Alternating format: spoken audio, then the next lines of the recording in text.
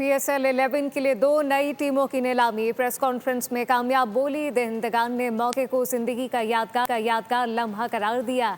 Sialkot franchise के मालिक हमजा मजीद ने कहा कि क्रिकेट हमारा जुनून है, इसके लिए काम करेंगे। सियालकोट के पास एयरपोर्ट और एयरलाइन थी, अब क्रिकेट टीम भी आ गई। हैदराबाद फ्रेंचाइज के ओनर फवाद सरवर के मुताबिक हैदराबाद में पला बड़ा हम टीम खरीद कर ही जाना चाहते थे। यकीन नहीं आता कि ये इस वक्त हकीकत है या फिर ख्वाब। As an overseas Pakistani, it's dreams, everyone's dreams कि वो पाकिस्तान के लिए कुछ करें.